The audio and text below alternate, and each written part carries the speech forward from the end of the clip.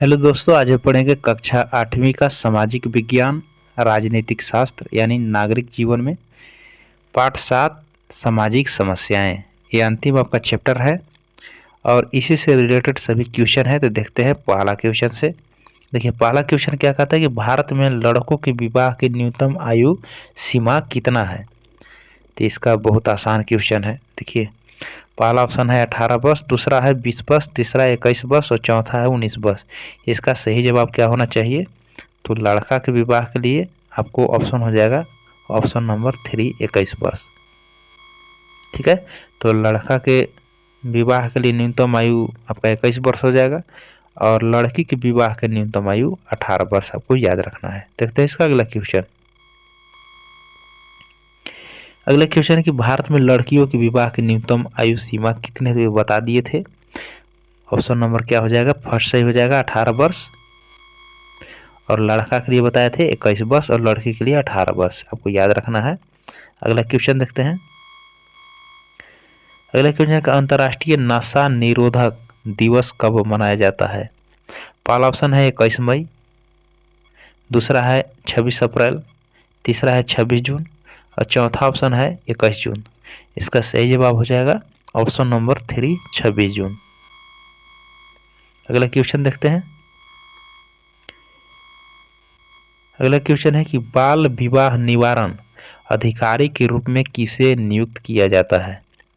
ठीक है, यदि बाल विवाह हो रहा है तो उसको सही समझाने के लिए, निवारण के लिए जो अधिकारी प्रयुक्त किए जाते हैं वो किनको किया जाता है।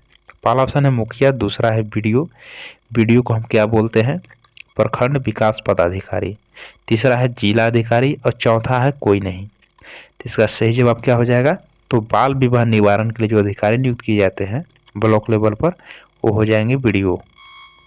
दूसरा ऑप्शन सही होगा। बीडीओ को हिंदी में बोलते हैं प्रखंड विकास पदाधिकारी। ठीक है, अगला क्वेश्चन देखते हैं।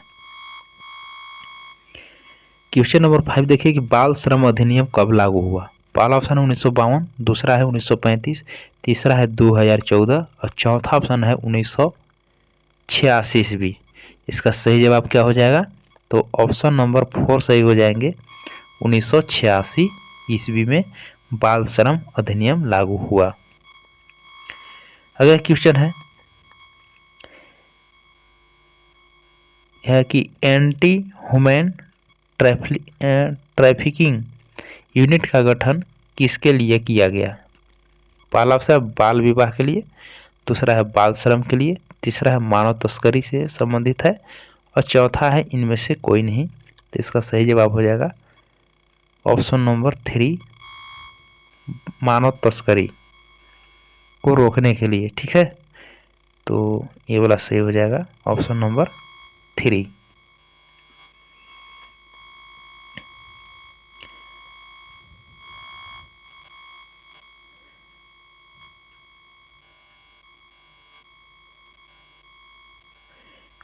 क्वेश्चन नंबर 7 देखिए किस उम्र के बच्चों से बाल मजदूरी कराना दंडनीय अपराध है।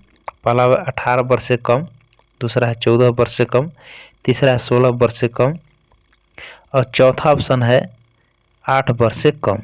तो सही जवाब हो जाएगा 14 वर्ष से कम उम्र के बच्चों से यदि आप बाल मजदूरी कराते हैं तो वो दंडनीय अपराध है। क्वेश्चन नंबर ऑप्शन नंबर 2 सही हो जाएंगे। यहाँ पर देखिए क्वेश्चन नंबर 8 देखिए कितने साल तक के बच्चों को मुफ्त शिक्षा का प्रावधान है। ठीक है, तो पहला है 18 साल, दूसरा है 14 साल, तीसरा है 16 साल, चौथा है 20 साल। तो 6 से 14 साल के बच्चों को आपको याद रखना है कि 6 से 14 वर्ष के बच्चों उम्र के बच्चों तक के मुफ्त शिक्षा प्रावधान है। ठीक है ना, तो अब सही हो जाएगा ऑप्शन नंबर 2 6 से 14 वर्ष याद रखना आपको।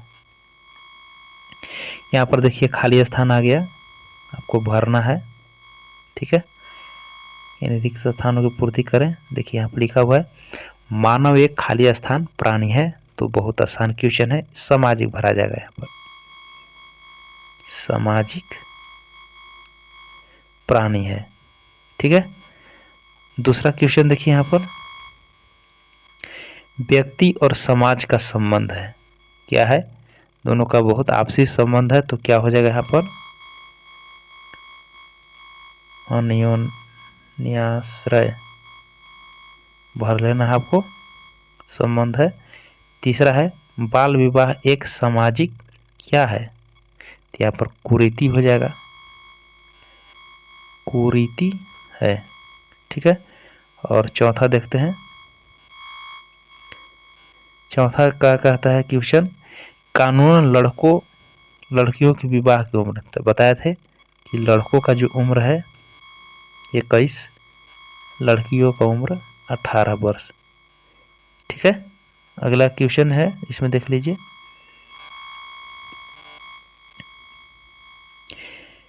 पांचवा क्वेश्चन देखिए क्या कहता है। संविधान के अनुसार खाली स्थान के कम उम्र के बच्चों से बाल मजदूरी कराना दंडनीय अपराध है। तो तुरंत बताए थे 14 वर्ष से कम उम्र के बच्चों से बाल मजदूरी कराना दंडनीय अपराध है।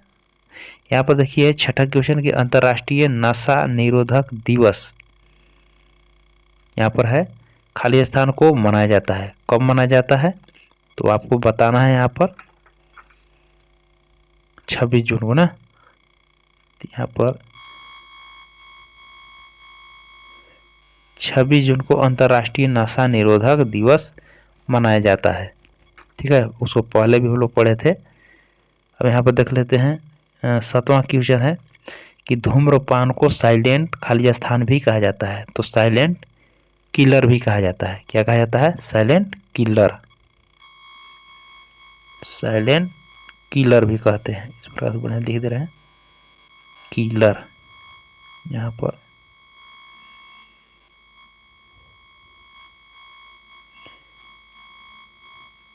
ठीक है, तो धूम्रपान को साइलेंट किलर भी कहा जाता है। साइलेंट किलर का मतलब हुआ कि वह एक बार हावी नहीं होता है। जैसे धूम्रपान कोई करता है तो धीरे धीरे बहुत वर्षों के बाद उसका इफेक्ट पड़ता है, यानी बाद में उसको बहुत तरह की बीमारी होने लगता है। इसीलिए कहा जाता है कि धूम्रपान को साइलेंट किलर भी कहा जाता है। ठीक है, तो इस प्रकार से क्वेश्चन यहाँ पर समाप्त होता है।